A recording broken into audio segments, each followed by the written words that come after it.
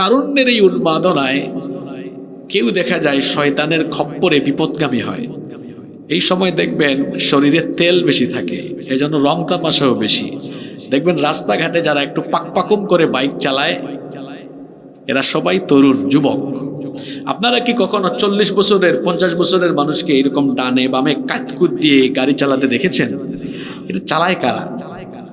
এই 15, 17, 18, 20, 22, 25 বছরের ছেলেরা। কারণ গায়ে একটু চর্বি বেশি, তো শক্তি বেশি। এই সময় রং তামাশা করতে মনও চায় অনেক বেশি। আমার প্রিয় ভাইয়েরা, এই সময়ে যদি আমরা নিজেদের যৌবনকালের প্রতি আমরা যদি সচেতন না থাকি, তাহলে কিন্তু আমাদের কেরিয়ার ধ্বংস হয়ে যাবে, আমাদের জীবন নষ্ট হয়ে যাবে। আবার এই সময়টাকে আমরা যদি গুরুত্বের সাথে কাজে লাগাতে পারি, আমাদের কেরিয়ার, আমাদের ফিউচার ব্রাইট হয়ে যাবে, জীবন সুন্দর হয়ে যাবে। এজন্য মনীষীগণ বলেন, যৌবনকাল হলো কচু পাতার পানির মতো। আপনাদের এলাকায় কচু গাছ আছে না নাই? কচু গাছ, এই যে কচুর পাতা, কচু পাতা কি করে বলেন তো? সবসময় এরকম হেলাধুলা করে। যৌবনকালকে কচু পাতার পানির সঙ্গে কেন তুলনা করা হয়েছে? কারণ কচু পাতার উপরে এই পানিটা টলমল টলমল করে, কিন্তু এটা বেশিক্ষণ থাকে না, কখন যে পড়ে যায় কেউ এটা বলতে পারে না। যৌবনকালকে কচু পাতার পানির সঙ্গে এজন্য তুলনা করা হয়েছে, এই যৌবনকালটা সবসময় একটা রিস্কি জোনের ভেতরে বা একটা রিস্কি এনভায়রনমেন্টের মধ্যে থাকে। যদি কোনো যুবক বা তরুণ একটুখানি গাফেল হয়, অসতর্ক হয়, তাহলে তার পুরো যৌবন নষ্ট হয়ে যেতে পারে। আপনারা দেখবেন যৌবনকালকে যারা কাজে লাগায় এরা আল্লাহর ওলি হয়ে যায়। যৌবনকালকে যারা কাজে লাগায় এরা পৃথিবীর বিখ্যাত মানুষ হয়ে যায়। আর যৌবনকালে যে ব্যক্তি নষ্ট হয়, শয়তান তার কাছে মুরিদ হয়। কি বলছে কথাটা বুঝছেন? যৌবনকালে যে নষ্ট হয়, শয়তান তার কাছে গিয়ে মুরিদ হয়। এই জন্য যৌবনকাল হচ্ছে মানুষের জীবনের সবচাইতে দামি দৌলত। সবচাইতে দামি দৌলত হলো এই যৌবনকাল। যেহেতু যৌবনকাল মানুষের জীবনের দামি দৌলত, এজন্য ইসলাম যৌবনকালকে খুব গুরুত্বের সাথে দেখেছে, খুবই গুরুত্বের সাথে দেখেছে। এবং যুবকরা হলো একটা সমাজের প্রাণশক্তি, মেরুদণ্ড। কেন যুবকদেরকে সমাজ বা জাতির মেরুদণ্ড বললাম? আচ্ছা, আপনারা আমাকে বলেন তো, মেরুদণ্ড ছাড়া কি মানুষ সোজা হয়ে দাঁড়াতে পারে? মেরুদণ্ড ছাড়া যেমন একজন মানুষ সোজা হয়ে দাঁড়াতে পারে না, ঠিক তেমনি কোনো জাতির যুবকরা যদি পথভ্রষ্ট থাকে, ঘুমের মধ্যে থাকে, এই জাতি কোনোদিনও মাথা উঁচু করে পৃথিবীর বুকে দাঁড়াতে পারে না। আর পৃথিবীর ইতিহাসে যতগুলো বিপ্লব সফলতার মুখ দেখেছে, প্রতিটা বিপ্লবে যুবকদের ত্যাগ, কুরবানি আর রক্ত ছিল। যুবকদের রক্তের উপর দিয়ে বিপ্লবগুলো সফল হয়েছে। সেই চীন বিপ্লব, ফরাসি বিপ্লব থেকে নিয়ে শুরু করে, আপনি যদি এই সাবকন্টিনেন্ট, আমাদের এই ভারতীয় উপমহাদেশ, এর প্রতিটি সংগ্রামকে নিয়ে যদি আপনি পর্যালোচনা করেন, তো দেখবেন 47, 52, 69, 71, 24 প্রতিটি বিপ্লবে যুবকরা ছিল সম্মুখ সারিতে। আবার যদি ইসলামের সবগুলো সভ্যতার বিজয় দেখেন, তো দেখবেন সেখানে যুবকদের ডেডিকেশন সবচেয়ে বেশি। বদর, উহুদ, খায়বার, খন্দক, পরবর্তীকালে খোলাফায়ে রাশেদার আমল, বড় বড় যুদ্ধ, দিক বিদিক বিজয়ে যারা রক্তের সাগর আর নদী প্রবাহিত করে, রক্তের নদী আর সাগর সাঁতরায়া সাঁতরায়া এক হাতে কালেমার ঝান্ডা, অন্য হাতে তলোয়ার নিয়ে যারা অবিরাম গতিতে ছুটে চলেছে, তারা আর কেউ নয়, তারা হচ্ছে মুসলিম উম্মার তরুণ আর যুবকেরা। তরুণ যুবকরা ইতিহাস পাল্টায়, সভ্যতা পাল্টায়। তরুণ আর যুবকেরা ইতিহাসকে অদল বদল করে দেয়। যা মানুষের ভাবনার বাহিরে, সেটা যুবকরা কম দেখা যায় বাস্তবতায় নিয়ে আসে, যাওয়া সম্ভব, যুবকরা সেটাকে সম্ভব করে তোলে। আপনারা দেখেন নাই আমাদের দেশে গত 17 বছরে রাবেয়া বসুরি জাতির ঘাড়ে এমন ভাবে চেপে বসেছিল, মুরব্বীরা ভেবেছিল এই বুঝা কি করে যে লাঘব হবে আমরা জানি না, হাই হুতাশ আর হাই হুতাশ। জেন জি যখন নামলো তারা বলল যতক্ষণ নাই রাবেয়া বসুরিকে তাড়াবো থামবো না। দেখা গেল রাবেয়া বসুরির সব গুলি বুলেট যুবকদের বুকের উপর চালায়াও, কি সাংঘাতিক ছেলে পেলে এরা, এদেরকে ক্ষান্ত করা যায় না। যত গুলি ছোড়া হয় এদের তেজ যেন আরো তত বেশি বেড়ে যায়। যুবকরা হলো বারুদের মতো, এরা তুফানের মতো। তুফান আসলে বৈশাখ মাসে যেমন গাছের ডালপালা ভেঙে যায়, যুবকরা যখন কোন দিকে ঐক্যবদ্ধভাবে ছুটে যায় তখন সেই জাতির হয় উত্থান নইলে পতন হয়ে যায়। এজন্য যুবকদেরকে আমি বলি এরা টর্নেডো, এরা সাইক্লোন, এরা তুফান, এরা নদীর স্রোত। নদীর স্রোতের সামনে আসলে কিচ্ছু থাকবে, সব ভেসে যাবে। যুবকরা যেদিকে যায় সেই দিক পরিবর্তন হয়ে যায়। আজকের মাহফিলে যুবকদেরকে দেখে আমি বড় খুশি হয়েছি। এটা সব জায়গায় এরকম দেখা যায় না। যুবকরা কোরআনের দিকে, হাদিসের দিকে, ইসলামের দিকে ধাবিত হচ্ছে। তার মানে হলো যুবকরা এই বাংলাদেশকে একটি দ্বীনের বাংলাদেশ, ইসলামের বাংলাদেশ হিসাবে দেখতে চাচ্ছে। যৌবনকাল এটা যেহেতু মানুষের জীবনের সবচেয়ে দামি দৌলত, এজন্য এই যৌবনকালের বয়সের প্রতি ইসলাম খুব গুরুত্ব দিয়েছে। এমনকি স্বয়ং নবী করিম সাল্লাল্লাহু আলাইহি ওয়াসাল্লাম যুবকদেরকে অত্যন্ত ভালোবাসতেন, খুবই মহব্বত করতেন। সুবহানাল্লাহ পড়বেন না? তরুণদেরকে, যুবকদেরকে আল্লাহর নবী বড় মহব্বত করতেন, যুবকদেরকে আল্লাহর নবী বড় ভালোবাসতেন। একবার এক সমাবেশে আল্লাহর নবী বক্তৃতা করছেন, বয়সে খুব অল্প বয়সী এক তরুণ, একজন যুবক সাহাবী সমাবেশস্থলে জায়গা পেলেন না, পেছনে তিনি দাঁড়িয়ে আছেন। আল্লাহর নবী বক্তৃতা দেওয়াকালীন এই দৃশ্যটা দেখলেন, দেখার পরে বললেন, সাহাবী তুমি দাঁড়িয়ে আছো কেন? ওই সাহাবী তখন বললেন, ওগো আল্লাহর নবী, বসার মতো কোনো স্পেস না পেয়ে আমি দাঁড়িয়ে আছি। এই কথা শোনা মাত্র রাহমাতাল লিল আলামিন তার গায়ের চাদর মুবারক ওই যুবক সাহাবীর দিকে নিক্ষেপ করলেন। এই যুবক সাহাবীর নাম হচ্ছে জারির রাদিয়াল্লাহু আনহু।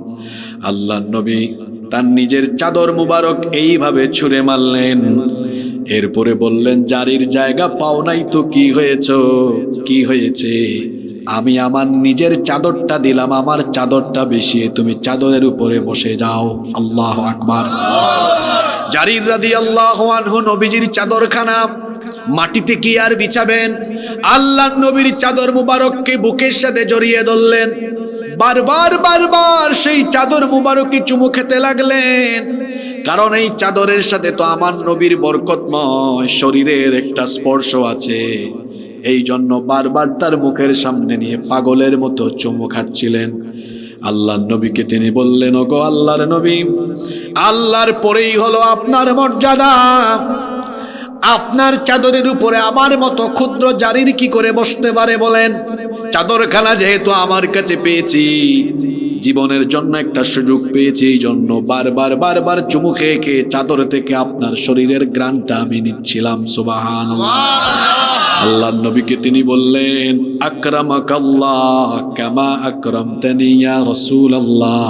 আমরা বলি সাল্লাল্লাহু আলাইহি ওয়াসাল্লাম। ওগো আল্লাহর নবী, এই ভরা মজলিসে আমার মতো একজন ক্ষুদ্র মানুষকে আপনি আজ যেভাবে সম্মানিত করলেন, আমিও দোয়া করছি আল্লাহ আপনার সম্মান আরো বাড়িয়ে দিক।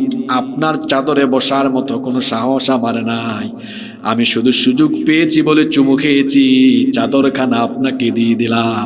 আপনি যে আমাকে এত মহব্বত দেখিয়েছেন, সম্মান করেছেন, এতেই আমার মনটা খুশি হয়ে গিয়েছে। সুবহানাল্লাহ।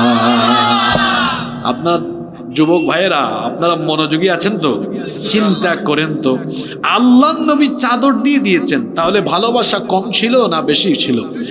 রাসূল আমার ভালোবাসা, রাসূল আমার আলো আশা, রাসূল আমার প্রেম বিরহের মূল আলোচনা,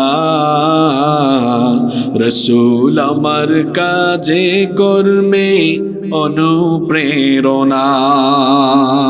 আমরাও আপনাকে ভালোবাসি ইয়া রাসূলুল্লাহ সাল্লাল্লাহু আলাইহি ওয়াসাল্লাম। আপনার জন্য আমাদের জান কুরবান হয়ে যাক, বলেন আমিন। তিনি যুবকদেরকে ভালোবাসতেন, কারণ এই যৌবনকাল এটা মানুষের জীবনের সবচেয়ে দামি দৌলত। এই বয়সে মানুষের শরীরে শক্তি থাকে অনেক বেশি, এই জন্য বিপদগামী চরিত্র নষ্ট হয়ে যাওয়ার সম্ভাবনা অনেক বেশি। যৌবনকালে যেহেতু মানুষের জীবন সবচেয়ে ঝুঁকির মধ্যে থাকে, আবার এই সময়টা মানুষের জীবনে বড় সম্ভাবনাময় সময়। যেহেতু যৌবনকাল মানুষের জীবনের দামি দৌলত, এজন্য কিয়ামতের ময়দানে প্রত্যেকটি মানুষকে তার যৌবনকালের ব্যাপারে আল্লাহর দরবারে জিজ্ঞাসিত হতে হবে। দেখুন, তিরমিজির বর্ণনায় হাদিস এসেছে, হাদিসের বর্ণনাকারী সাহাবী হচ্ছেন আব্দুল্লাহ ইবনে মাসউদ রাদিয়াল্লাহু আনহু। তিনি বলছেন, নবী করিম সাল্লাল্লাহু আলাইহি ওয়াসাল্লাম বলেছেন, লা তাযুলু কদামা ইবনি আদম মিন ইনদি রাব্বিহি হাত্তা ইউসআলা আন খামসিন। কিয়ামতের দিন 5টি প্রশ্নের জবাব না দিয়ে আল্লাহর কোনো বান্দা এক কদম নড়ারও কোনো সুযোগ পাবে না। 1 নাম্বার প্রশ্ন করা হবে, আন উমরিহি ফিমা আফনাহু, তোমাকে যে এত লম্বা হায়াত দিয়েছে এটা কিভাবে কাটিয়েছো, গোটা জীবনের হিসাব আল্লাহর কাছে দিতে হবে।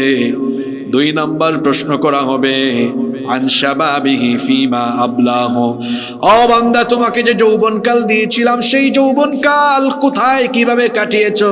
যৌবনকালকে মেয়েদের পিছনে ঘুরঘুর করে কাটিয়েছো, ফেসবুকিং, ইউটিউবিং, টিকটক করে করে, অথবা এই যৌবনকালে রং তামাশা করে করে যৌবন কাটিয়েছো, নাকি আমি আল্লাহর আনুগত্য করে যৌবন কাটিয়েছো? আল্লাহ বলবেন তোমার যৌবনের হিসাব আমার কাছে দাও। 3 নাম্বার প্রশ্ন করা হবে, ওয়া মালুহু মিন আইনা কাসাবাহু, সম্পদের পাহাড় যে করেছো, কোন পথে সম্পদ কামাই করেছো আমার কাছে হিসাব দাও। 4র্থ প্রশ্ন আল্লাহ করবেন, ওয়া ফিমা আনফাকাহু, ধন সম্পদ কোথায় কিভাবে ব্যয় করেছো, ব্যয়ের একটা হিসাব দাও। 5 নাম্বার প্রশ্ন করা হবে, ওয়া মাযা আমিলা ফিমা আলিমা, যতটুকু জানতে ততটুকু আমল করতে কিনা।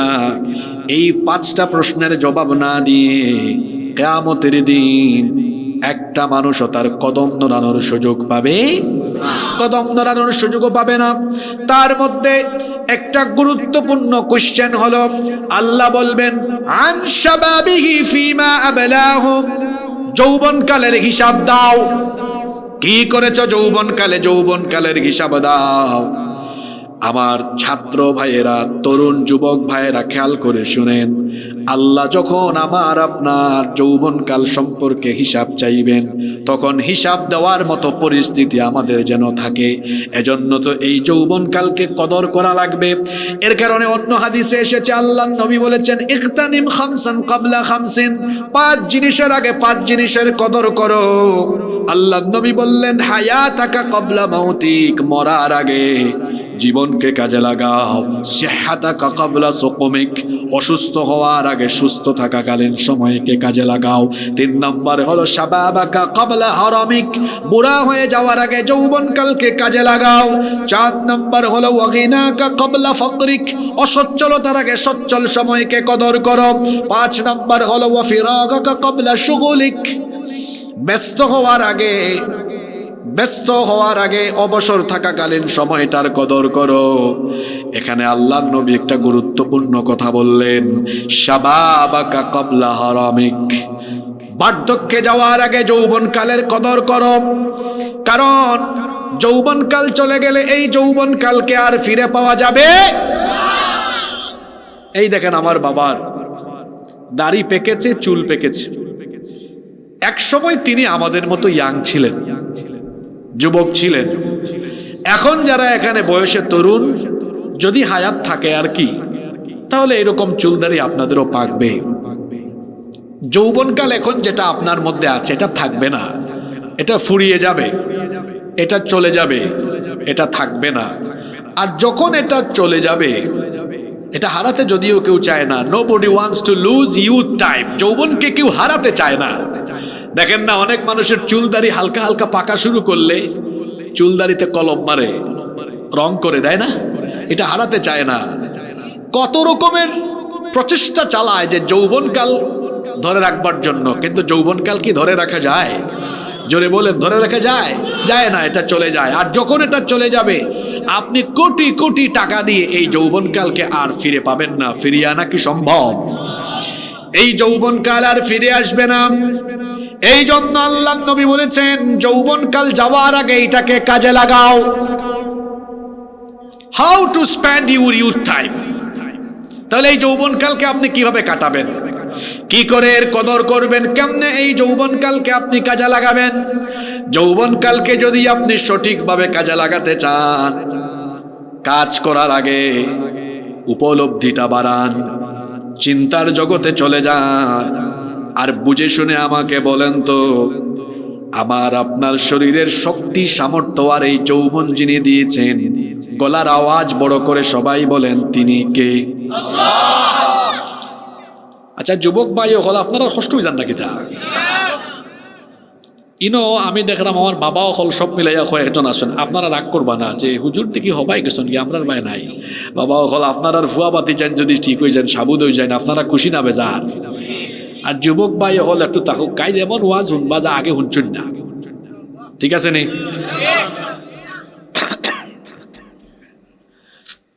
তো বলছিলাম যৌবনকাল কিভাবে কাজে লাগাবেন। কাজে লাগানোর জন্য আগে আত্ম উপলব্ধি করেন। সেটা কিভাবে? আগে আপনি এটা বোঝার চেষ্টা করেন যে আমার এই যৌবন দিয়েছেন কে। Keep in your mind, youth is not a gift given by your leader.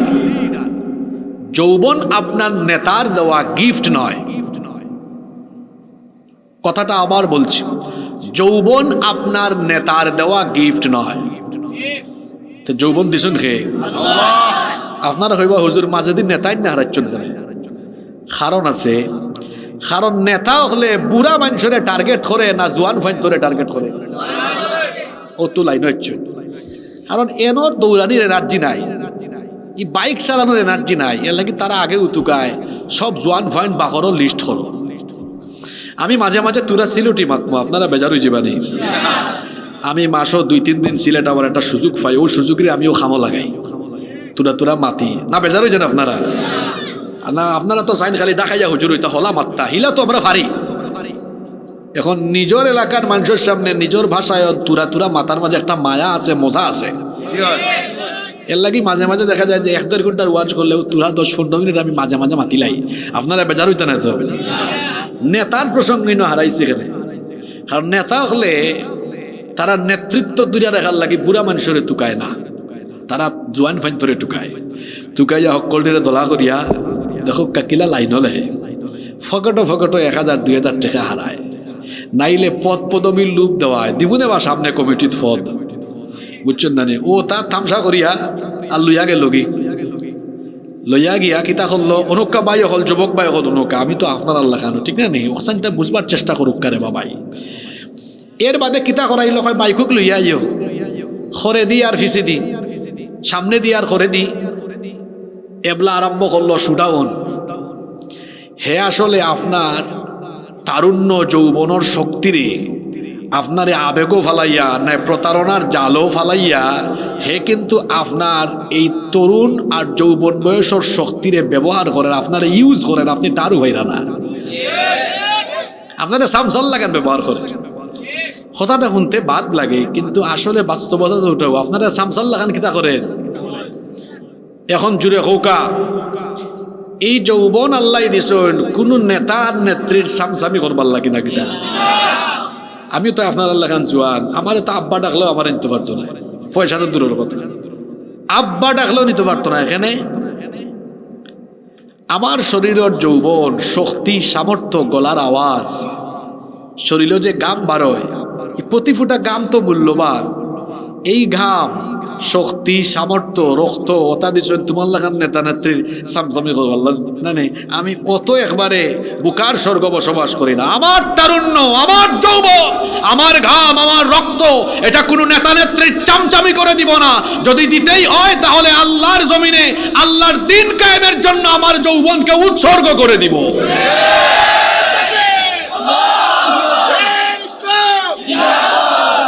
Slogan দিলে খালি হইতো না, কথা ওখান বোঝা লাগবে। স্লোগান দিছেন আমার ভাইয়ে, আল্লাহ দোকা, আল্লাহ তানোর ইজ্জত সম্মান বাড়ায় দোকা, জজবাওয়ালা ভাই, ইতা ভাই অকলর দরকারও আছে। ঠিক আছে নানি? কারণ স্লোগানের আগ্রহ তো সবর হয় না, মাহফিলও খার বেশি আগ্রহ হয় জানো নেই, যার ভিতরে ইমানি জজবা বেশি। ঠিক আছে নানি কথা? খেউর দেখা যায় চার্জ একবারে কমে গেছে, আর খেউর চার্জ ফুরাই হয়। কথা ঠিক আছে নানি? অনুকা ও যে আমি কথা খানান কইলাম, কেন বড় বাস্তবিক কথা রে ভাই হল, যুবক তরুণ ভাই, ছাত্র ভাই হল, ইউ হ্যাভ টু পার্সোনালিটি। আপনার মাঝে ব্যক্তিত্ব থাকা দরকার আছে। বি এ প্রেস্টিজিয়াস পারসন, ব্যক্তিত্ববান হন। আপনার যৌবন, তারুণ্য, এটা আরেকজনের নেতৃত্ব ক্ষমতার সিঁড়ি হিসাবে যেন ব্যবহার না হয়। তাহলে কিভাবে আমি আমার যৌবন কাটাবো? কোরআন হাদিস যেদিকে, ইসলাম আছে যেদিকে, আমরা আছি ওইদিন। নমাজ নাই, কুন্তা নাই, বেনামাজি, বেদিন, গাঞ্জাকুর, সুদ, ডাকাত, দুর্নীতিবাজ, ইতার লগে গিয়া আমরার কোনো লাভ আছে নি? যুবক ভাই অকল হোকা লাভ আছে নি? এক বেটা আমাইছিল আতরের দোকান, আতর আতর কিনছে হচ্ছে না, ওলা 10 মিনিট রইছিল আতরের দোকানও। এখন আতরের দোকানও কেউ যদি 10 মিনিট থাকে, এ আতরের দোকান থেকে বারোই আইলে লগে কিতার গন্ধ করবো। আরো বেটাই বিড়ি খায় না, কিন্তু রাস্তাত ফাইছে বিড়ি কুরল লাগাল আর আজ্জা করে ধরছে। আল্লাহ রে বাবা, অনেকদিন বাদে দেখা হয়েছে, যাও চাই নেবলা। এই বিড়ি করে যে খুলাখুলি করলো, এখন লগে কিতার গন্ধ হয়ে যাব। আচ্ছা, বিড়ি সিগারেট খাইলে রাগ করে না জানো, ইটা না খাও বালা, ইটা খাইলে তো নিজের বউয়েও দাম দেয় না, হয় হর তোমার লগে গন্ধ করে। ঠিক আছে না রে? যেটা খাইলে গন্ধ, ইটা খাই আর কোনো দরকার আছে না? হোক আছে আপনার আবার রাগ করিলেন যেন, খালকু আবার ইসলামী সমাজ কল্যাণ পরিষদের ভাই হলে ধরেন না, ধরে কয় থেকে হুজুর আনছ, সব আমরা বিরুদ্ধে ওয়াজ হয়ে গেছে। আচ্ছা, এখন ওকা এটা একটা উদাহরণ দিলাম। আতরের লগে থাকলে আতরের গ্রান, বিড়ির লগে থাকলে কি তার গ্রান? ই কথা ইকসান খেনে কইছে নৌকা। আতরের লগে থাকলে যারা আতরের গ্রান, ঠিক ওলা ইসলামওয়ালা দিন মানে, ইসলাম মানে, উলামা মাশায়েখ, পীর মাশায়েখ, বালা বালা মানুষের লগে থাকলে তারার বালা বালা খাইসলত গুলা ইয়ার নিজের উপরে আসর করবার। বেনামাজি, বেদিন, যারা মধ্যে দিন নাই, যারা ইচ্ছা মতো চুরি ডাকাতি দুর্নীতি করে, এটার লগে থাকলে আস্তে আস্তে আপনারও চুর ডাকাই দেওয়ার সম্ভাবনা আছে। এর লাগে যুবক ভাই হলে কইরাম, হয় আলেমও, নাইলে আলেমর ছাত্র, নইলে আলেমর সাগরিদ, লগে লগে থাকো। আতরের লগে থাকলে আতর, বিড়ির লগে থাকলে কোনবাই দৌড়াও গিয়া আবার কিজাত স্লোগান মারে, হয় আমার ভাই, তোমার ভাই, অমুক ভাই, তমুক ভাই। আর এমন সামসামি করে, সামসামি হইল 3 ক্যাটাগরির, লোয়ার সামসা, মিডিয়াম সামসা, আপার সামসা। তোর কইবা হুজুর ইলা কিলা বাক করলা? দেখেন নানি উফরে দি ছবি এটা লাগাইয়া ফুস্টারও, বড় সামসার ছবি উপরে, মিডিয়াম সামসার ছবি মাঝে, লোয়ার লেভেলের সামসার ছবি তোলে দি। ইখান আবার কেউ যেন নিজের খান্দনে না লাগায়। আমি তো এখন নাম হয়েছি না, এখন আমার কথা আপনার উপরে দিয়ে আপনি নিজে টাইনা নেন ফেলে। এটা তো আমি বাস্তবতা বুঝাইলাম। আমার ভাই হল, যুবক ভাই হলের হইরাম, আমার হইরাম, এইলাখান নিজের শরীরের শক্তি সামর্থ্য ইকসাইন মাইন্ডসের ফিসে দিয়া খরচ না করে, যারা ছাত্র বাইরে পড়াশোনা করো, গবেষণা করো, নিজের কেরিয়ারে উন্নত জায়গাত নিয়ে যাও। আর বালা মানুষের লগে চলো, যারা নামাজি, যারা দেখলে কয় আজকে কোরআন ফুটছনি, হাদিস ফুটছনি, সাহিত্য ফুটছনি, তাহাজ্জুদ ফররাইনি, 5 ওয়াক্ত নামাজ জামাতে ফররাইনি, এরা হইল আমাদের আসল বন্ধু। আর যারা দেখা হইলেও কয় কিতাবে পকেটও বিড়ি আসেনি, সিগারেট আসেনি, কিতারে খবর কিতা, ও ভাই সামনার টাকা কিছু মারছত নি, বাইরে বাগ দিস। কথা বুঝে যাননি? আমরা আলেম উলামা যেদিকে আমরা আছি, আলহামদুলিল্লাহ বাংলাদেশে এখন উলামা মাশায়েখরা ঐক্যবদ্ধ হয়েছে আলহামদুলিল্লাহ। যারা মুখে দি কোনটা বাড়ান না বোঝা যায় তারা বড় বেজার হয়েছে। আলেম উলামা এক হইছে না, আপনারা খুশি না বেজার? খারা খারা খুশ না একটু আত্মলুকে চাই। আরে বাপ রে বাপ, দেখাই নি খারবা ই আল্লাহর কুতুবে গুয়া খাইয়া একবারে বেতাল হয়ে গেছে, তালুল ঠিক নাই। আমি ভাবছি আমার সামনে যারা বইছেন এরা বেশি গুয়া খাইরা, ফানসুপারি খাইরা, ফানসুপারি খাইরা তালুল ঠিক আছে, গুম যায় কারণ সাবা সাবি তো এটা আলাদা এক পরিশ্রম, এটা পরিশ্রম আছে না নে ইভাই সাফা বাই দি ইভাই হবাই দি না নে, এটা তো কষ্ট, সাফাইয়া সুফাইয়া বহুত কষ্ট করে হজা গেছেন। আমি ভাবছি আজ খুব মনোযোগ আছে, কিন্তু এই যে ফান খাইয়া খাইয়া তালোর ভিতরে বেতাল হয়ে গেছেন আমি তো জানি না। কিতারে ভাই জর্দার কিতাব বেশি আছেন না কিতাব, হ্যাঁ ইতা খাওয়া যেত না। ইনো যারা আইসন সব ইমানদার মানুষ আলহামদুলিল্লাহ হোক্কা। যাই হোক, মাঝে মাঝে ইতা কিছু মানুষ না থাকলে মাহফিলও মজাও থাকে না। আচ্ছা কষ্ট জানি আপনারা আর তা হোক্কা চান আলেম ওলামা ওগুলোর লগে আমরা টাকার দরকার আছে নি? আমরা আলেম ওলামাদের সাথে থাকবো ইনশাআল্লাহ। আমি আমার যুবক ভাইদেরকে বলছিলাম যৌবনকালকে কিভাবে আমরা কাজে লাগাবো। যৌবন তো আল্লাহ দিয়েছেন, এই জন্য এই যৌবন যার পথে উৎসর্গ করতে হবে, যৌবন যার পথে কাটাতে হবে, যার আনুগত্য মতো পরিচালনা করতে হবে, তিনি কে? কি করে তাহলে আমি আমার যৌবনকে ভালোভাবে কাজে লাগাতে পারি? আমার এই যৌবনকালে সবার আগে আমি ফরজ ইবাদতগুলো যত্ন সহকারে আদায় করব। সকল ফরজের মধ্যে ঈমান আনার পরে একজন মুমিনের জন্য প্রধান দায়িত্ব হলো 5 ওয়াক্তের নামাজ। তাহলে আমি আমার যৌবন বয়সে নামাজের প্রতি এমন যত্নশীল হব, 1 ওয়াক্ত নামাজও আমার কাজা হবে না, নামাজ জামাতের সাথে আদায় করব। 1 ওয়াক্তের জামাতও আমাদের কাজা হবে না। কিন্তু দেখা যায় যৌবনের তাড়নায় আমাদের নামাজ কোন দিকে যে চলে যায় তার কোনো খবরও থাকে না।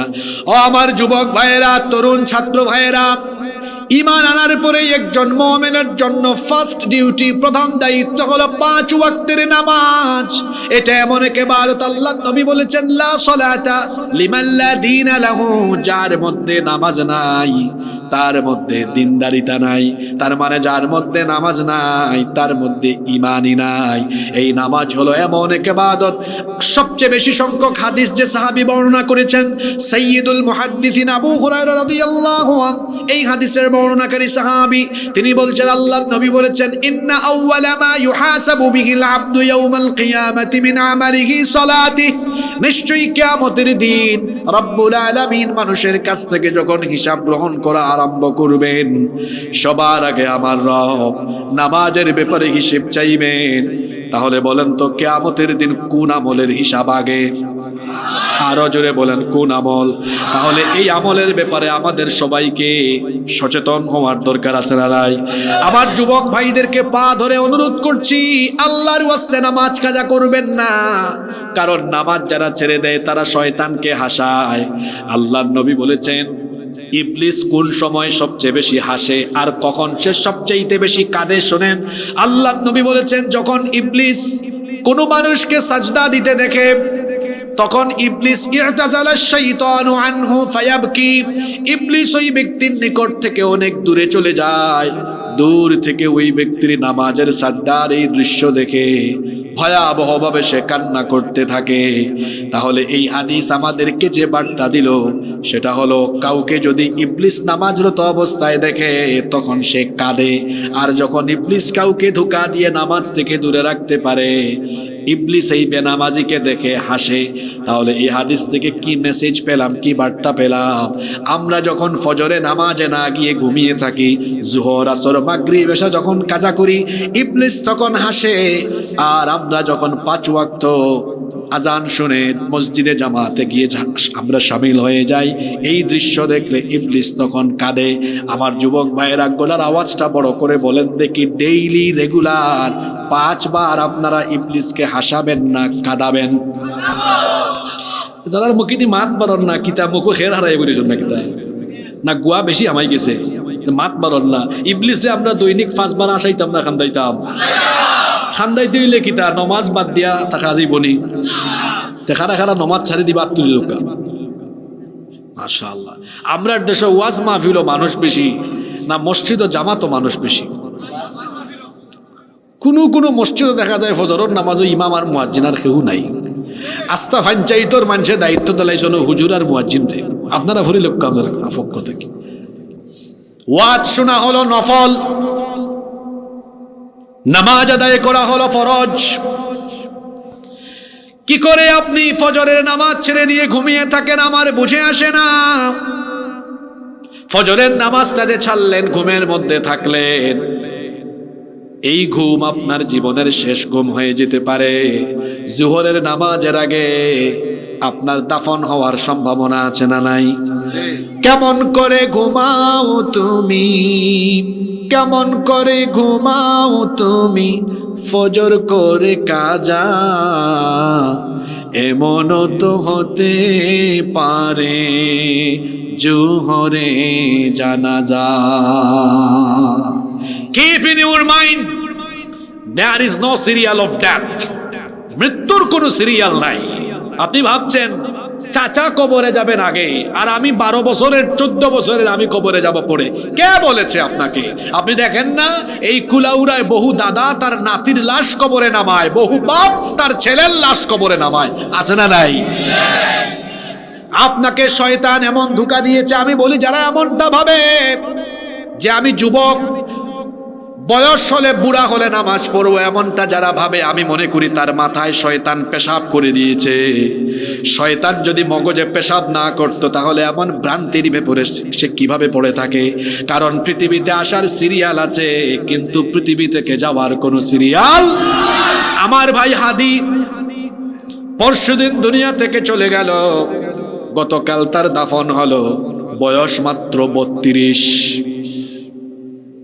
32 বছরে চলে গেল। এই রকম আরো বহু যুবক আমাদের এলাকায় যৌবনকালে দুনিয়া থেকে চলে যায় কি যায় না? আমার গ্রামে, আমি যদিও চট্টগ্রাম থাকি কিন্তু আমার তো গ্রামের বাড়ি সিলেটে। আমার গ্রামে গত 2 বছর আগে 17 বা 16 বছরের একটা ছেলে আমি এলাকায় আসলে মাঝে মাঝে আমাকে নিয়ে ঘুরতে যাইতো। হঠাৎ করে শুনলাম স্ট্রোক করে মারা গিয়েছে। কত স্মৃতি তার সাথে আমার চেয়ে বয়সে কত ছোট, দুনিয়া থেকে চলে গেল।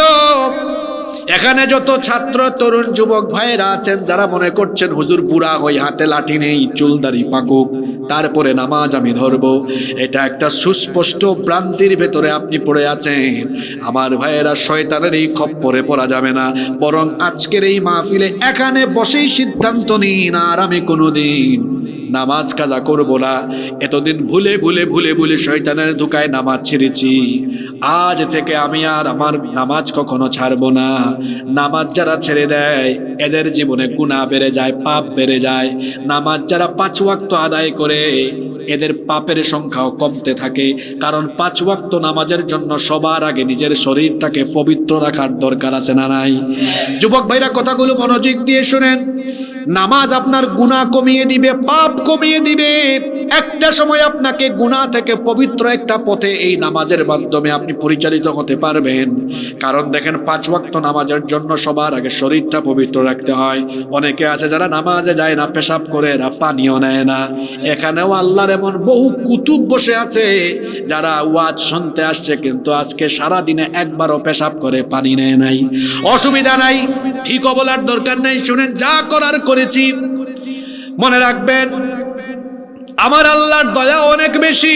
যুবক ভাইরা, এতদিন যত গুনাহ শয়তানের খপ্পরে পড়ে করেছেন, আজকে যদি এখানে তওবা করেন, তওবার মতো তওবা করলে আপনার সব ভুল ভ্রান্তি মাফ করে যিনি দিবেন তিনি কে? এত দয়ার সাগর আপনার রব, এত দয়াবান, এত মেহেরবান তিনি। কেন আপনি সেই রবের কাছে তওবা করবেন না? আপনার রবের দয়া তো অনেক বেশি, এত বেশি দয়া। আমার আপনার গুনাহ যদি হয় পুকুরের পানির সমান, আমাদের রবের দয়া হলো হাওর বাওরের পানির সমান। আপনার গুনাহ যদি হয় হাওর বাওরের পানির সমান, আমার আল্লাহর দয়া হলো নদীর পানির সমপরিমাণ। আপনার গুনাহ যদি হয় নদীর পানির সমপরিমাণ, আমার আল্লাহর দয়া হলো সাগরের বিশাল জলরাশির পরিমাণ। আপনার গুনাহ যদি হয় সাগরের বিশাল জলরাশির সমান, আমার আল্লাহর দয়া হলো আকাশের সমান। আপনার গুনাহ যদি একেবারে জমিন থেকে আকাশের উচ্চতায় চলে যায়, মনে রাখবেন আপনার গুনাহ যদি হয় আকাশের সমান, মনে রাখবেন আমার আল্লাহর দয়া হলো তার আরশের সমান। সারা জীবন গুনাহ করেছেন, গান বাজনা, ইউটিউবে আজে বাজে ভিডিও, গুগল শরীফে গিয়ে পর্নো সাইটে ঢুকে আজে বাজে ভিডিও দেখা, পর্নোগ্রাফিতে আসক্ত হওয়া, অনলাইন জুয়ায় আসক্ত হওয়া, কিংবা মাদকাসক্ত হওয়া, কিংবা আরো বড় বড় গুনাহে লিপ্ত হয়ে যৌবনকালে অনেক গুনাহ করেছেন। এক্ষুনি আজকে এখানে তওবা করেন। যদি জীবনটাকে পরিবর্তনের সিদ্ধান্ত নিয়ে অনুতপ্ত হয়ে অবনত মস্তকে এখান থেকে তওবা করতে পারেন, এই প্যান্ডেল থেকে উঠে বাড়ি যাওয়ার আগে আপনার সব গুনাহ আল্লাহ মাফ করে দিবেন। সুবহানাল্লাহ। এই যৌবনকালকে ভালো করে গঠন করার সিদ্ধান্ত আজকে নেন, এখনই নেন। এই যে এত নামাজ আমরা ছাড়লাম, আজকে আমরা এটার জন্য লজ্জিত হই, আর আমরা ডিসিশন তৈরি করি, আমরা সিদ্ধান্ত নেই আর কখনো নামাজ ছাড়বো না, বরং নামাজের সামনের কাতারে থাকবো। আমরা সামনের কাতারে দাঁড়িয়ে যাব। 5 ওয়াক্তের নামাজকে আমরা জামাতের সাথে আদায় করব। শুধু 5 ওয়াক্ত নামাজ নয়, যুবক ভাই হল কষ্ট জানি আপনারা, শুধু 5 ওয়াক্ত নামাজ নয়, মনে রাখবেন যৌবনকালে শয়তান এসে আমাদেরকে খুচাখুচি করে বেশি। এই শয়তানি উপাদান তো সবার হাতেই আছে, আছে না? এখন কুরফাইনতে রাত 3টা-4টা পর্যন্ত তারা মোবাইলও তাহাজ্জুদ করে। কিতা করে মোবাইলও? আপনারা আসেই ভাল লাগে কইরা, আপনার কথা ইচ্ছেন হাসানা বিসা। ওই দেখরা নি আমার চাচার শরীরে পুরান আদুস নদুস, খেনে তাইন যখন জোয়ান আসলা তারা আমলো ইটা মোবাইলও আসিল না, আসিল না চাচা হুক্কা চাই, ইটা আসিল না, টিভি নাই, ওয়াইফাই নাই, তো ওয়াইফাই বার হয়েছে, ওয়াইফাই এর বাদে ওই যে ডিশ, এটা কোনটা আসিল না, এর লাগে তারা হাঞ্জা বাদে এটা বহুত কষ্ট করি রাত 8টা-9টা পর্যন্ত হজাক থাকতা, বড় জোর 10টা বাদে হজাক থাকতা গিলা, বিরক্ত তো, সময় কাটাইবার কোনটা নাই। জি আরো আগে ঘুমান নেবে, ওই দেখো গুম ঠিক আছিল করি এখনো চেরা ছবি ঠিক উত্তরবঙ্গ। গত সপ্তাহ গিয়া দেখি এক চাচা আইসন কইরা, আমি কইলাম চাচা আপনার বয়স কত? কই 100। এবই ইয়াং হিবাই 100 বছরের চাচা ইয়াং, অঙ্কু বয়স হইল 16-17, হে দিনও 8 লাগে, ও ফরিজার এখানে জানার নিতে হয়েছে। এখন তো হও লাগবো এক চাইন হই দিতাম নি, খেনে ইলা হয়েছে। আমি কই খালি ইতারাই তো তার মুখে দিয়ে চাইলে হায় রে হায় লাগে। বাংলাদেশও দুর্ভিক্ষ হচ্ছে, কারণ তার গাল দুই খান পাঙ্গিয়া একবারে 8 দিন চিফার ভিতরে আমাইছে ওলা, তার অবস্থা ইলা হয়েছে। কিতার লাগে ইলা হয়েছে, কারণ 24 ঘন্টার মাঝে 16-17 ঘন্টা হে মোবাইল বাই খালি আজে বাজে জিনিস দেখে, আজে বাজে জিনিস কুম্বাই আছে ওটা তুকায়, রাত 3টা-4টা পর্যন্ত হজাক থাকে, ঘুমায় না, তার শরীরের সব যৌবনতা করি করে নষ্ট হয়ে যায়। রাত 3টা-4টা পর্যন্ত মোবাইল আর ইন্টারনেটের অপব্যবহার কইরা হে তার যৌবন নষ্ট কইরা জিনার সাগরও ডুব দিছে দেখিয়া বিয়ার আগে উতার ব্যাটারি ফিউজ আশ্রায় জোয়ান ভাইতে আশ্রায় কথা একসান মিশা না হাসা যে ভদ্র ভাই আবার স্বীকারও করিলাই তারা। আমার ভাই হল বুঝাইয়া কইরাম, আমরা উত্তরে ভাই পড়ালেখা করছি, মোবাইল ল্যাপটপ সবটা ওই ব্যবহার করছি। এটা ব্যবহার করা হারাম নাই, কিন্তু একটা লিমিট থাকা দরকার, একটা লিমিট থাকা লাগবে না। এটা আনলিমিটেড হয়ে যা, ফরার টাইমে ফরা, ঘুমের টাইমে ঘুম। রাত 11টার বাদে মোবাইল এটা এত থাকার দরকার আছে না? 11টা কেন, আমি তো কইমু এসার বাদেও দরকার নাই।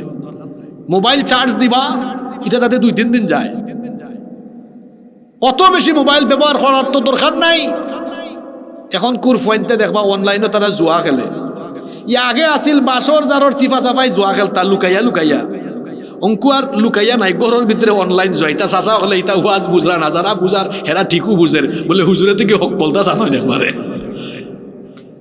কিতা অনলাইন জুয়া আছে না? এখন মামলাও আছে, পাবজি কিতা কিতি বার হইছে অঙ্কু, ফ্রি ফায়ার। আমি এক জায়গাত মাহফিল গেছি, তো এক বাড়িত লইয়া গেছেন, হুজুর বাক্কা কষ্ট করে আইসন, রেস্ট লুকা। এখন হুনরাম হয় মারো ফায়ার, আরো তো এই সময় রাবে আবসরির টাইম। আমি কই হায় রে হায়, আইজ স্টেজে উঠার আগে আমি ফায়ার। তাড়াতাড়ি কমিটির বাইরে ফোন দিছি, ভাই আপনি কয়, বলে কিতা হয়েছে, বলে সকালাও ফায়ার হয়ে যাব। আওয়াজ কইরা হুজুর ফায়ার কোম্পানি দি, বলে বাইরে পরিবেশ তো এমনিও বলা নাই, যে রিস্ক লইয়া মাহফিল হয়। একটা সময় আসেন না বাংলাদেশে বড় রিস্ক লইয়া মাহফিলও যাওয়া লাগতো, বাইরে পরিবেশ সুবিধা দেখলাম না, সাইডো ভাই আওয়াজ শুনতাম ফায়ার ফায়ার, কুম্বাই ফায়ার হইতো। হয় হুজুর বুঝছি, ই ফায়ার আমার গরো। হইলাম আপনার গরো কিতা জিনিস আছে, মিশিনিটা কিতা লাইসেন্স করা নেই। হয় না হুজুর, আমার ফুয়া লাগার মুখ কম্পিউটার ফ্রি ফায়ার করে। আমি কই হায় রে হায়, আপনারা আশীর্বাদ লাগে হইরাম না, ইলা বহুত পরিবারও আছে না নাই? তরুণ যুবক ছাত্র ভাইদেরকে বলবো, মোবাইল আর ইন্টারনেটের অপব্যবহার বন্ধ করেন। এই বয়সটা হলো বড় গুরুত্বপূর্ণ সময়, গুরুত্বপূর্ণ বয়স। এই জন্য আমি বলছিলাম, আল্লাহর প্রিয় বান্দারা রাত জেগে জেগে মোবাইল স্ক্রল করে করে সময় কাটায় না, তাহলে আল্লাহর প্রিয় বান্দারা, আল্লাহর ভালোবাসার বান্দারা রাত জেগে জেগে কি করে? এই জবাব কি কোরআনে কারিমে নাই? কোরআনে কারিমের 25 নম্বর সূরা, সূরা ফুরকানে আল্লাহ বলেছেন, আমার প্রিয় জান্নাতি বান্দারা রাতের বেলার আমল কি করে শোনো। আল্লাহ বলছেন, ওয়া ইবাদুর রহমানিল্লাযীনা ইয়ামশুনা আলাল আরদি হাওনা ওয়া ইযা খাতাবাহুমুল জাহিলুনা ক্বালু সালামা ওয়াল্লাযীনা ইয়াবিতুনা লিরাব্বিহিম সুজদাও ওয়া কিয়ামা। আমার প্রিয় বান্দারা শেষ রাতে রুকু সাজদা দিয়ে দিয়ে তাহাজ্জুদের জায়নামাজে থেকে থেকে থেকে থেকে রাত কাটায়, তাহলে আল্লাহর ভালোবাসার বান্দারা রাত জেগে মোবাইল চালায় না, রাত জেগে তারা তাহাজ্জুদ আদায় করে। রাতের আধারে যারা সেজদাতে রয়, দু চোখের অশ্রুতে নদী যেন বয়। রাতের আধারে যারা সেজদাতে রয়, দু চোখের অশ্রুতে নদী যেন বয়। ছলনার হাত ছানি যতই আসুক, পেছনে ফিরেও তাকায় না। যাদের হৃদয়ে আছে আল্লাহর ভয়, তারা কবু পথ ভুলে যায় না। আল্লাহর প্রেম ছাড়াই দুনিয়ায় কারো কাছে কোনো কিছু চায় না। আল্লাহর প্রিয় বান্দারা রাত জেগে মোবাইল চালায় না, আল্লাহর প্রিয় বান্দারা রাত জেগে তাহাজ্জুদে দাঁড়িয়ে থাকে। আমার যত যুবক ভাইয়েরা এখানে এসেছেন, এই সময় হলো তাহাজ্জুদের সময়, এই বয়স তাহাজ্জুদের বয়স। আমরা দেশ নমাজ বারে বুড়া হইলে, ঠিক আছে না কথা নৌকা, এই সময় রুকু হায় হায় দেওয়া যান না, খমর সোজা করা যান না, সেজদাও ঠিকঠাক মতো দেওয়া যান না, কারণ এই সময় তো পার্টস ফুট সকলটা বুত হয়ে গেছে। যখন জুয়ান আসলো, তরুণ আসলো, এই সময় পার্টস সব এখন অকেজু না, ঠিক আছে। যৌবন বয়সের ইবাদতের দাম বেশি, এই জন্য যৌবনকালে যারা আল্লাহর ইবাদতে কাটায়, এদের মর্যাদাও কিয়ামতের দিন অনেক বেশি। বুখারী, মুসলিম, তিরমিজি, নাসাঈ বিখ্যাত হাদিসের কমপক্ষে 5-6টা গ্রন্থে এই হাদিস এসেছে। আল্লাহর নবী বলেছেন, কিয়ামতের ময়দানে যখন সকল মানুষ আল্লাহর সামনে একত্রিত হবে, সেই দিন সূর্য মানুষের মাথার একেবারে নিকটবর্তী হয়ে যাবে। গোটা হাসরের ময়দান তামায় পরিণত হয়ে যাবে, গাছপালা বৃক্ষরাজি কিছুই থাকবে না, আল্লাহর আরশে আজিমের ছায়া ছাড়া সেই দিন আর কোনো ছায়া থাকবে না। সাবাতুন ইউযিল্লুহুমুল্লাহু ফি যিল্লিহি ইয়াওমা লা যিল্লা ইল্লা যিল্লুহ। 7 শ্রেণীর মানুষকে সেই দিন আল্লাহ তাআলা দয়া করে তার আরশে আজিমের ছায়ার নিচে জায়গা দিবেন। এর মধ্যে এক শ্রেণীর মানুষ হলো ওয়াশাবুন নাশাআ ফি ইবাদাতিল্লাহ।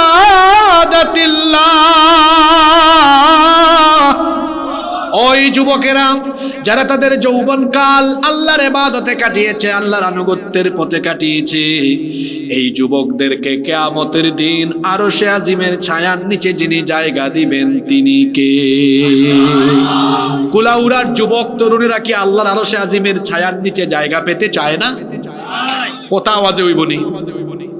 কুলাউড়ার যুবকেরা কি আল্লাহর আরশে আজিমের ছায়ার নিচে জায়গা পেতে চায় না? সবাই চাই তো। আজকুর ফজরের জামাত আমরা কি তা ফিসের খাতারও না সামনের খাতারও? সাল্লাত কায়েম করো, সাল্লাত কায়েম করো, হবে সম্মানী তুমি, হবে জান্নাতি তুমি, দেবে কাল হাসরে শীতল ছায়া আরশে আযীম, রব্বিয়াল আলা রব্বিয়াল আযীম। আমার বাবাও হল, ভাইও হল, বাড়ির থেকে মা বইন হল, নমাজ ছাড়বা না। বেটিন তো আমরা থেকে আরো ব্যস্ত, আমরা তো আজাইরা হেরার খাম তো বেশি। তারা নমাজ খালি দেরিতে আউয়া লক্ত নাই, হাই রে হাই বেটিনতে খাম করতে করতে জোর নমাজ পড়েন 3:30টার সময়, আসেনি না? আমার মা বোন হলে কইলাম ইতা গরর খাম 12টার আগে আটাইবা, আউয়া লক্ত নমাজ পড়বা। এখন দেখা যায় যে দান খাটে হে আরো বেশি ব্যস্ত। ফজর তো আল বাওয়া যাইব কিন্তু নমাজও যাইতো নাই, নমাজ ভরিয়া আল বাওয়া যাইবা, চাষাবাদও খামো বরকত দিবা খে। যত ছাত্র ভাই হল আছেন ফজরর নমাজ আদায় করিয়া ফরাত বইবা, ইলিম বাড়াই দিবা খে। এশার নামাজের সময় জমাতো যায় না, একলা একলা ফরিলাই হয় জমাতো গেলে তো আধা ঘন্টা লেট, প্রশ্ন একটা ইকতাম পার মি টাইমে না, ও মারিচ্ছে শয়তানে ফিং। বরং জমাতো যাও, আওয়ার বাদে আবার ফরাত বউ দেখবাই অল্প সময়ে বেশি ফরা শিখতে পারবাই, কারণ আল্লাহ তখন মেধার মাঝে বরকত বাড়াই দিলাইবা। সুবহানাল্লাহ। যার জীবনও নমাজ নাই এর জীবনও কোনো বরকত দেখছেন না। 10 বছর ধরে রিক্সা চালা, বরকত তুরকত নাই, মাজু ফুরে না। 10 বছর ধরে লন্ডন থাকেন, বরকত নাই, থাকতো গেলে হতো নমাজও ফুরে না। ব্যবসা করেন, এত বড় ব্যবসা, বরকত নাই, থাকতো কিলা এক ওয়াক্ত নমাজু। যার জীবনে নামাজ নাই তার জীবনে রহমত নাই, শান্তি নাই, বরকত নাই। নামাজীদের জীবনটাকে প্রশান্তি দিয়ে যিনি ভরপুর করে দেন তিনি কে?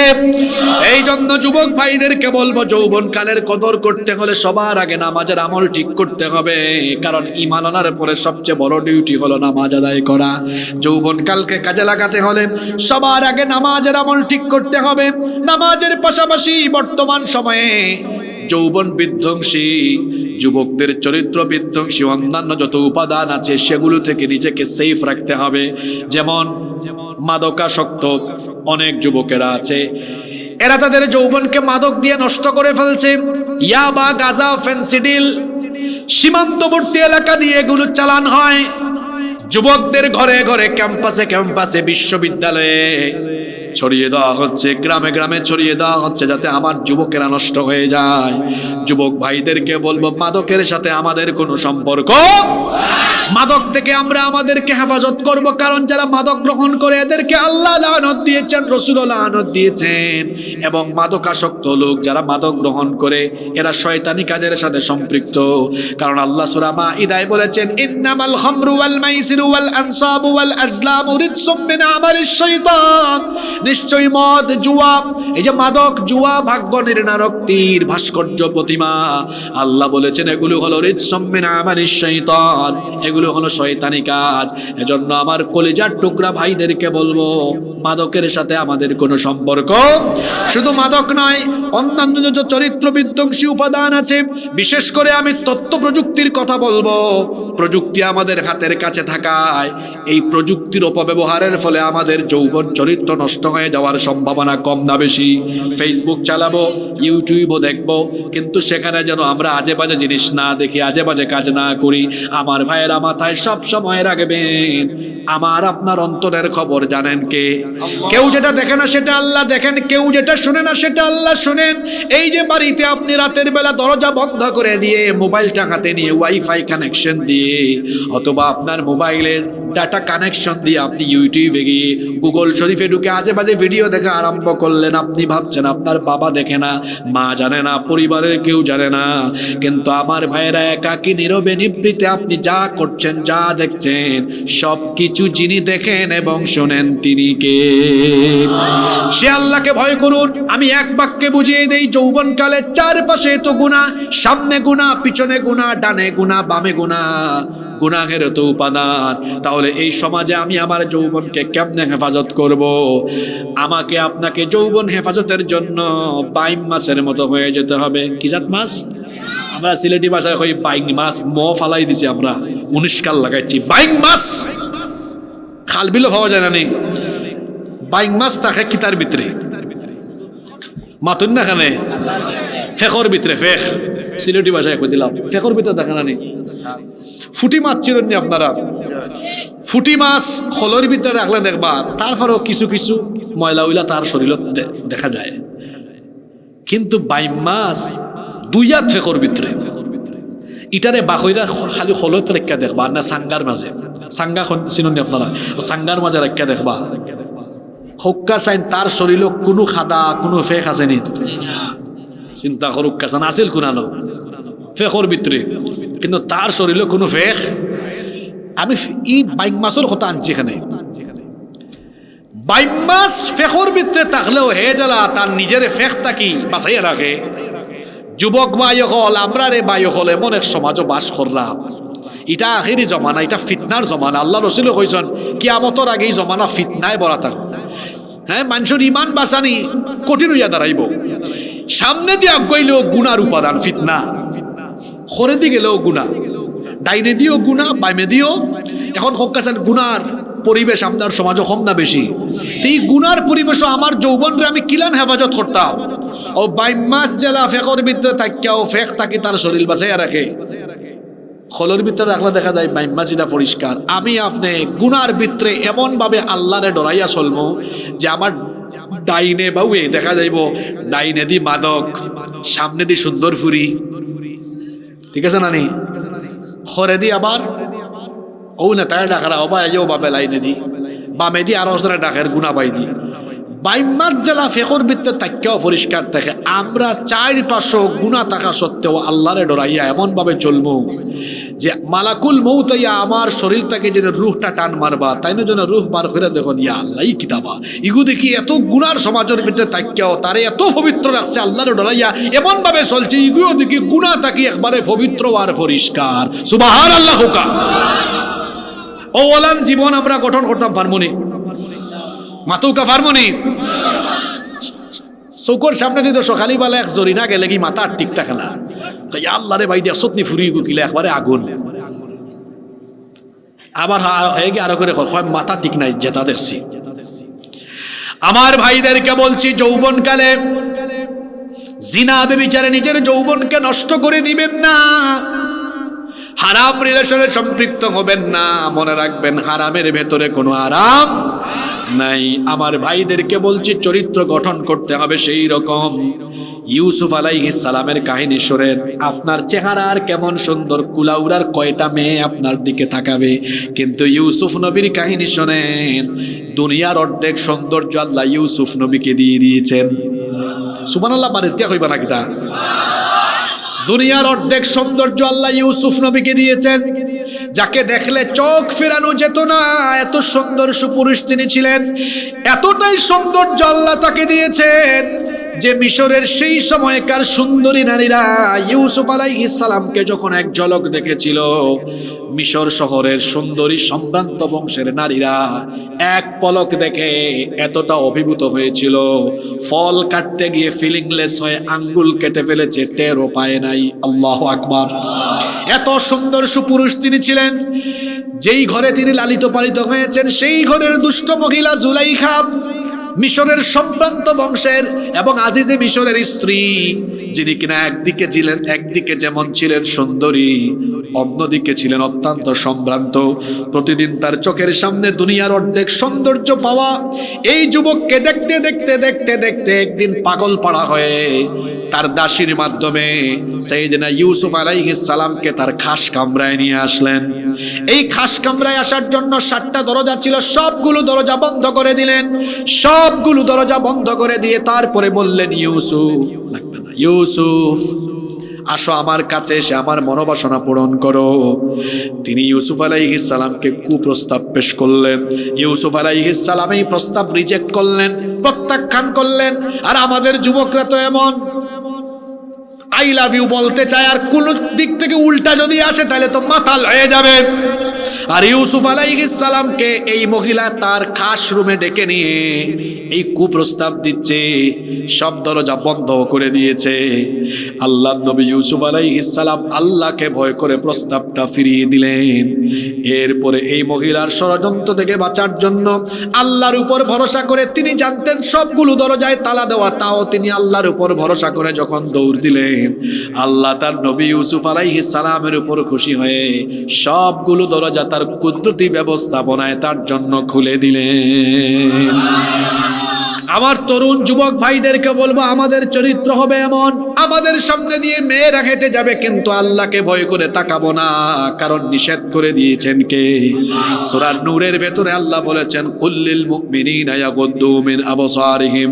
ও নবী, মুমিন পুরুষদেরকে বলেন তারা যেন তাদের চক্ষুকে পরনারী থেকে নিম্নগামী করে রাখে, নিচের দিকে চক্ষু থাকবে, পরনারীর দিকে থাকবে না। যদি ভুলবশত কোনো নারীর দিকে চক্ষু চলে যায়, আল্লাহ নবী বলেছেন প্রথম দৃষ্টিটা তোমার ভুলবশত গিয়েছে, কিন্তু পরের বার যদি আবার তাকাও, পরের বারের দৃষ্টি তোমার না, এটা শয়তানি দৃষ্টি। সে আবার যেন ভুল না বুঝে, হুজুরের ওয়াজ উন্নয়সি ফয়লাবার চাওয়া যায়, সবাই চাইলিমু ফয়লাবার, ই তো ভুল বুঝছে ওয়াজ, অনিচ্ছাকৃত গেছে কি, আবার যেন না যায়। নিজের চোখের হেফাজত আর চরিত্রের হেফাজত যদি করতে পারেন, আল্লাহর নবী আমার যুবক ভাইদেরকে কত বড় সুসংবাদ দিয়েছেন। বুখারীর বর্ণনায় হাদিস এসেছে, আল্লাহর নবী বলেছেন, মাইয়াতুমাল্লি মা বাইনা লাহিয়াইহি ওয়া রিজলাইহি আদমানু লাহুল জান্নাহ।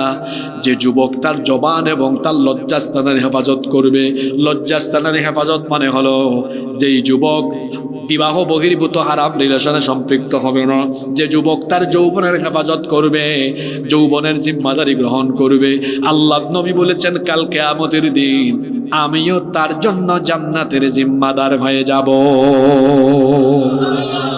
খালি সুবহানাল্লাহ হইলে হইতো না, আমার যুবক ভাই হলে কথা দেওয়া লাগবো, বিয়ার আগে সব হারাম রিলেশন বাদ। মুখে দি মাত পারন না, না হুজুর তলে তলে গার্লফ্রেন্ড আছে তো এখন কিলা বাদ দিলে এটা মতদিনের জিনিস, আজ খুব রকলিষ্ট ফলাই দিব। রাজি আছেন নি? কিতা মাত মারান না, খাওয়াই টেনশনে পড়ে গেছে, আরে আই কিলা বাদ দিতাম।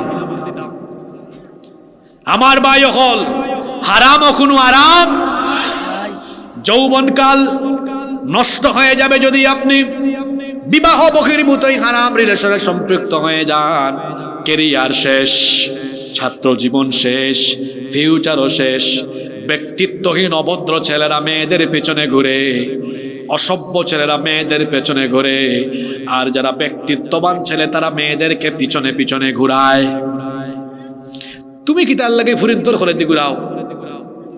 পড়ালেখা কইরা কেরিয়ার রে এমন জায়গাত নিয়ে যাও, দেখবেন তুমি ঘুরা লাগতো না, সুন্দর সুন্দর ফুরিন্তর বা ভাইয়া কইবা আমার ঘরে বা একটু সুন্দর ফুরি আছে ঘুরে নাও, দেখা যাইব কেরিয়ার রে বালা করে যাইতে পারলে ফুরিন্তর বাপ তোমার করে দি ঘুরাইবা। এখন খাও তোমরা ঘুরতায় না ঘুরাইতায়? আমি আইতা যত মিসকুল হলা জমা ততে খৌতে কুর্তা খাও, তোমরা ঘুরাইতায় না, নিজেরা ঘুরাইতায়, ঘুরবায় না ঘুরাইতায়? ঘুরাইতায় তো ঘুরাইতে হইলে কিতা করা লাগবো? এটা গার্লফ্রেন্ড টার্লফ্রেন্ড বানাইলে আসকু ব্লক আর ই গাঁর আশপাশে তাহলে তো হিতা আফা হলে বলে আল্লাহ হুজুরে আমারও হলতা শেষ করে হতা বই নাই তোরে কইলাম আপনিও ব্লক, ঠিক আছে না কথা? তবে আমি বিশ্বাস করি কুলা উড়া তিতা নাই। ইন্না লিল্লাহি ওয়া ইন্না ইলাইহি, তো জায়গা মতো হয়ে গেছে কথা ইকছেন না কিতা? কুলা উড়ার ফয়েন এত সুন্দর সুন্দর, কি স্মার্ট ফয়েন, আর আমরা সিলেটি ফয়েন আসলে স্মার্ট না? আপনারা সন্দেহ আছে না? ইকান হাসা কথা কইছি, ইকান আপনারা ফার্ম দেওয়ার লাগে কইছি না? আসলে ন্যাচারালি সিলেটি মানুষ সকল একটু সুন্দর, কারণ সিলেট জায়গাটাও সুন্দর। আর ইনো হযরত শাহজালাল শাহপরান রহমতুল্লাহ আলাই টানটানোর একটু সুহবত ফুরি গেছে, তো এটা অলিয়া উলিয়ার জমিন না নেই, এখান 360 আউলিয়ার জমিন, এখানে আধ্যাত্মিকতা বেশি, আলিম ওলামার খেদমত বেশি কেন, আর এখানের মানুষের দিন মানে আলিম ওলামারে মহব্বত করে। আমরার সিলেট এখনো বহুত এলাকা আছে, আমি ঘুরি ঘুরি দেখছি এখনো বেটিনতে ও শীতর দিনও ছাত্রী লইয়া বারোইন আছে, তো আমরা সিলেট বহুত এলাকাইতে আছে। ও খালি খানাইঘাট নাই, আরো বাক্কা জায়গা আছে, আমি দেখছি খানাইঘাট ওইটা আছে, আরো বাক্কা জায়গাত আছে, বুঝছেন নি? তো এত সুন্দর সুন্দর ফয়েন, খালি চেহারা সুর এত সুন্দর হইলে হইতো না, এত চরিত্রেও সুন্দর হওয়া লাগবো। ফেসবুক যারা চালাও ফুরিন্তর আইডি দিকে আনলে উত্তর খালি গিয়া হনো ঢুকি যাও, ইটা ইটা বাদ দিলাও আজকু তাকে এখানে হনো। কিছু কিছু মানুষ ভার্চুয়াল জগত সুন্দর দেখবা, এখন আপনারা জানেন এটা ইফেক্ট মারি দেয় নানি, ক্যামেরাত লাগে একলা খান আর বাস্তবে আল্লাহ ওলা লাগে ওই যে আমার বেগল্লা খান ওলা আছে না নীলা তি দুকাত ফুরিয়ারে বাই লাভ নাই, হিবাই দি আস্কারা মাস্কারা লাগাইয়া ছবি একটা তুললা এর উপরে আবার ইফেক্ট। আর অঙ্কুর টিটকিনা ভুয়া ফুরিনতে আল্লাহ যে ব্লগ করো তো ব্লগ বার হয়েছে একটা। আচ্ছা এতদিন আছিল ফুড ব্লগ, ট্রাভেল ব্লগ, অঙ্কু বার হয়েছে কাপল ব্লগ। অঙ্কু জামাই বই কিতা করেন ও তা ভিডিও বানাইয়া কন্টেন্ট অর্থাৎ ইউটিউবে দিবা, ফেসবুকে দিবা। আপনারা দেখছেন নি এটার নাম আমি দিছি বউ ব্যবসা। কিতা ব্যবসা? ইগো কিজাত সামার আপনি চিন্তা করুক কা সেনে কথা কইছে অনুকা হে আর জিনিস পাইছে না, হে বউ ব্যবসা আরম্ভ করছে। মানে ডলার কামাইবার দাঙ্গায় চ্যানেল মনিটাইজেশন করছে, মনিটাইজেশন করিয়া ডলার কামাইবার দাঙ্গার। হাই গাইজ, আজকে আমরা ওই জন্য কিতা আছে একটা গ্র্যান্ড সুলতান এসেছি, আবার এবার সিলেটি আর শুদ্ধ মিলাইয়া এই যে গ্র্যান্ড সুলতানে এসে উবি আছি ইরা মাঝে মাঝে ভাষাগত মিস্টেক হয়ে যায় নানি একজনে হইরা এই যে আপনার আবার ভাবে না জানো হুজুরা মনে হয় এটা দেখো ইলা আসলে কিছু কিছু মানুষ আমরা ছাত্র জীবনও পাইছি, কিছু কিছু পাইছেন মানে মারতে গেলে বেড়া লাগি যায়। যেমন একদিন আমার একজনে ফোন করে আসিফ ভাই আমি পেকের মধ্যে উবি আছি তাড়াতাড়ি আসেন ইলা মাঝে মাঝে ভাষা মিশে যায় না হোকা যাইন। আমরা সাইফুর রহমান সাহেব আসলা তাই যখন মাত্রা মাঝে মাঝে পার্লামেন্টেও সিলেটি মাথাইতো এত না নেই, যদিও সাইফুর রহমান সাহেবের বাড়ি আপনার ও মৌলবাজার আছে, আমার বাড়ি তো কোম্পানিগঞ্জ। আমরা এলাকার এমপি আসলাম কোম্পানিগঞ্জ সদর যখন এক আসন আছিল সিলেটে এক আসন এমপি আসলা। আমি যে মাদ্রাসা পড়িছি ও মাদ্রাসা তাই কয়েকবার গেছেন তাই বাক্কা ভবন উদ্বোধন করছেন। তো সাইফুর রহমান সাহেব গিয়া দেখা দিতে একবারে খাঁটি সিলেটি ভাষা আরম্ভ করিতাম। আর ইলা কিছু মানুষ আছে না নি আমার মাঝে। তো যাই হোক কখন বার হয়েছে বউ ব্যবসা, কুলাউলাতিতে আসেনি নাকি তা নাই না নেই।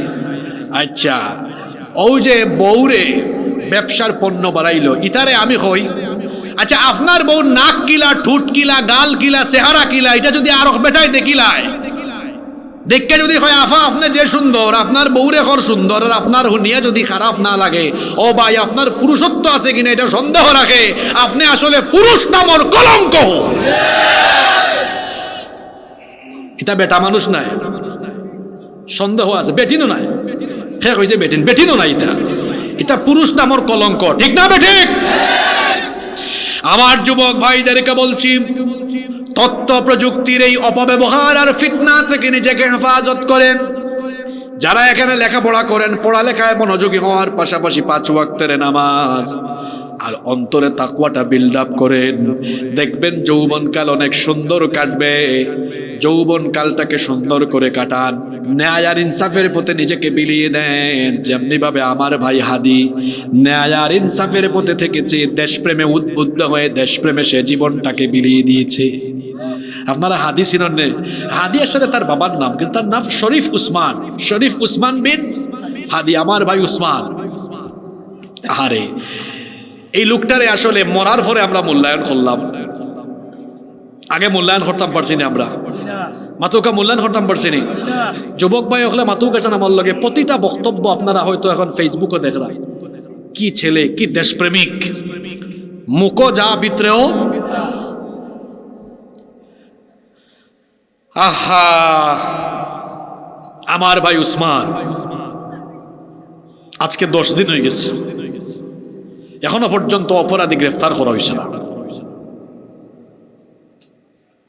স্বরাষ্ট্র উপদেষ্টা অথর্ব অযোগ্য অপদার্থ এক হয়েছে কিনা হয় আমরা যদি অপরাধী দৌড়া ইত্যাদি ভারতে 50 লাখ টাকা দিব।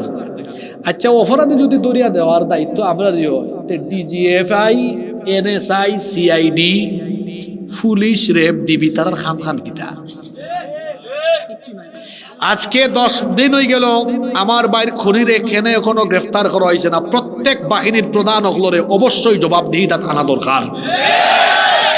হুনরাম হাসানি না মিশে জানি না যে সীমান্ত বলে ফাড়ি দিয়া গেছে কি, যদি যায় বিজিবির বাই হলে তোমরা কিতা করবা? সীমান্তত বইয়া চকি নাই দিয়া কিতা করো তোমরা চকিদারি না কই নাইবাই অপরাধী অকল বাড়াইয়া যায় কিলা আর লাগা দেশও যে এরা খালি অপরাধী অকল আশ্রয় দেয় সামনে না অনুকাতে সামনে দিয়ে তার খবর হইব তুমি না অপরাধী ফালরা সারত দেখা যাইব তোমার বুকুর ভিতরে ফুসা রাইব এরা অপরাধী লালন পালন কইরা প্রমাণ দিছে আসলে এই দেশটা একটা সন্ত্রাসী দেশ এটা সন্ত্রাসী রাষ্ট্র ইতে এমন অসভ্য দেখছেন নি হৌ বেটা খসাই মোদি হে 16 তারিখ ফেসবুকে স্ট্যাটাস দিছে আপনারা দেখছেন নি স্ট্যাটাস এটা বলে তারার বিজয় দিবস এক গড়র বেটি একটু তুরা বেমার হয়ে গেছেন সালম রান্দা বাত্তর খালি রান্দ্রা এখন তুরা একটু খারাপ লাগে লাগা করার জন্য কইছেন ও ভাবি আয়া তুরা দুইটা লাড়া দুকা হেন লাড়া দিয়া কইরা তরকারি ইকছে না আমার এটা একটা উদাহরণ দিলাম যুদ্ধ করলাম আমরা তারা নাই লাগা দেশ হিসাবে সাহায্য করলো সাহায্য করে এখন বলে তারার বিজয় দিবস আস্তে আস্তে বোঝা যায় যে ভারত আসলে বাংলাদেশটা সম্মান করে না বরং তারা বাংলাদেশে ব্যবহার করতে চায় তারার ইচ্ছা মতো এবং এই দেশটারে তারার সেবাদাস বানাইয়া আমরারে তারার গুলামির জিনজিরাত আবদ্ধ রাখতে চায় আমার ভাই উসমান এই ভারতীয় আধিপত্যবাদীদের বিরুদ্ধে ছিল বলিষ্ঠ কণ্ঠস্বর এজন্য ভারতীয় আধিপত্যবাদীরা ভারতের 5 গুলামেরা এবং ভারতীয় এবং দাদা বাবুদের পরিকল্পিত সম্মিলিত ষড়যন্ত্রে আমার ভাইকে খুন করা হয়েছে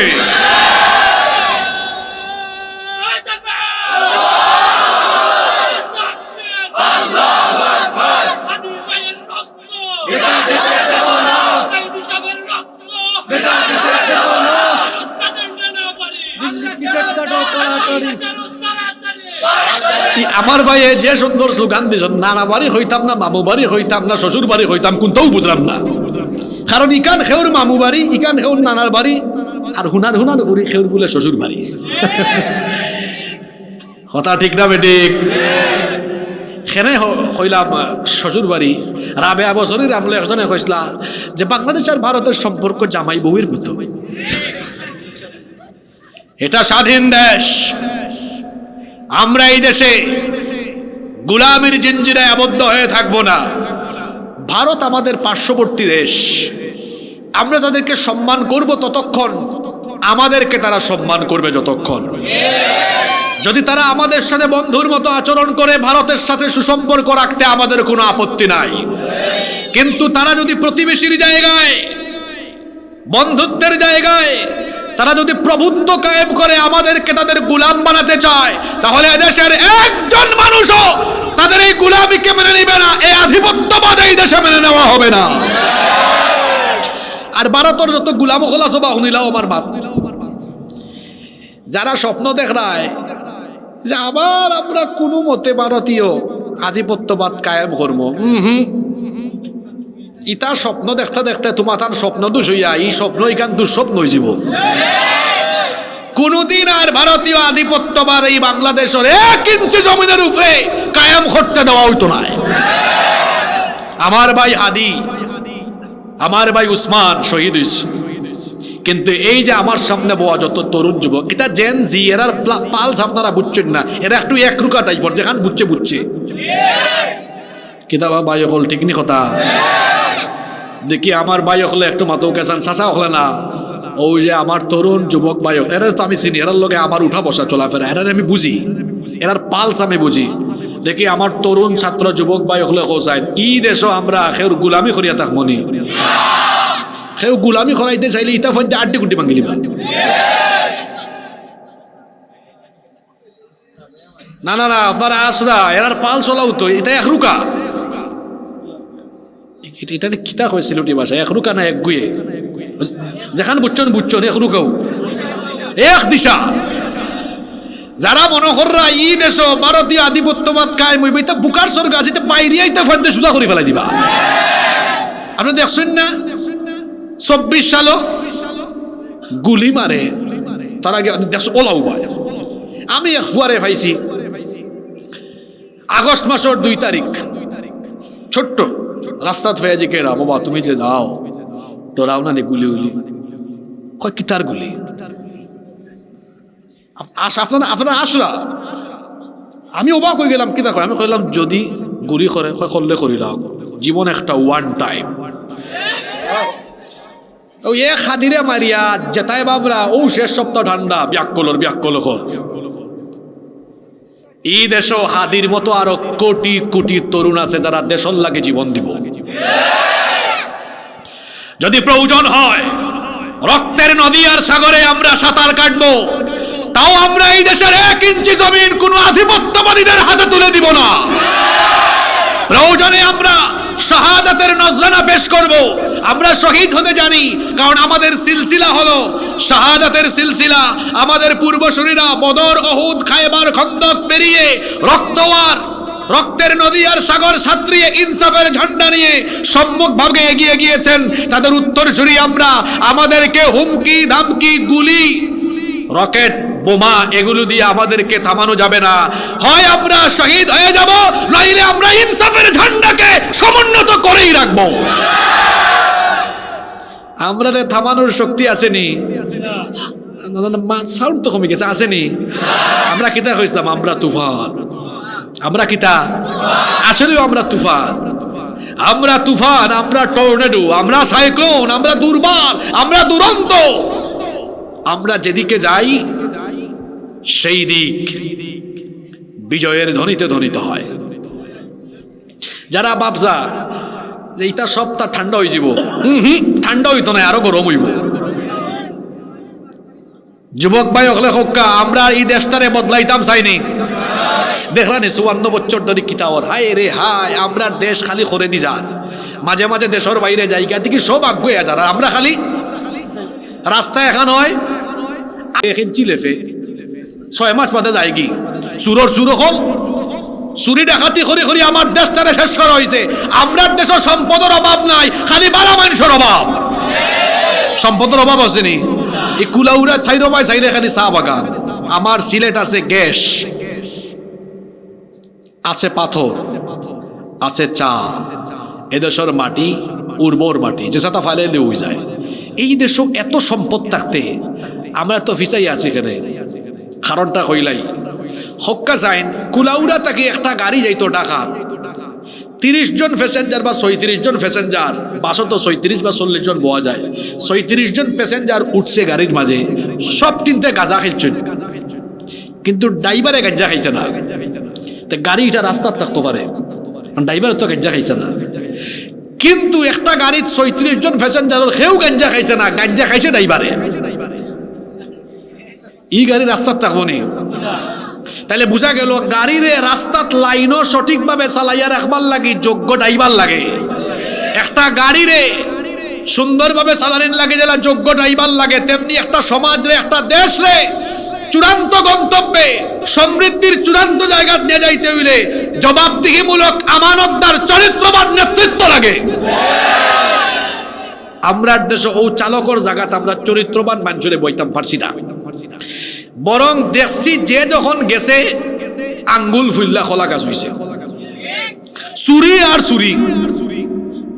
আমি বানাইয়া কই আপনি হোক্কা চাইন, আমরা বুঝিলছি যে এই দেশ বদলাইতে হইলে আমরা উসমান, আমার ভাই উসমান যে শহীদ হইল, আমি দোয়া করি আপনারা আমার ভাই উসমান রে আল্লাহ শাহাদাতর সর্বোচ্চ মর্যাদা দান করুকা। এই দেশে বদলাইতে হইলে উসমানের মতো যুবক দরকার, চরিত্রবান হওয়া দরকার, আমানতদার হওয়া দরকার। আমি বিশ্বাস করি আমার সামনে যারা বউ আছে এরাই আগামী দিনের দেশ গড়ার কারিগর হইব ইনশাআল্লাহ। আপনারা চাইন না নি? এর লাগে আমার যুবক ভাই হলে এই যৌবনকালীন বয়সরে কাজে লাগাইতে হইব, এটা নষ্ট করা যাইত না। 5 ওয়াক্তের নামাজ, তাহাজ্জুদের আমল, তথ্য প্রযুক্তির অপব্যবহার, এটা থেকে বাচ্চা থাকা লাগবো। জিনা ব্যভিচার থেকে বাচ্চা থাকা লাগবো। যৌবনকালে আমরা আল্লাহর পথে দেব, আল্লাহর পথে খাটাইব। সব রাজি আছেন তো?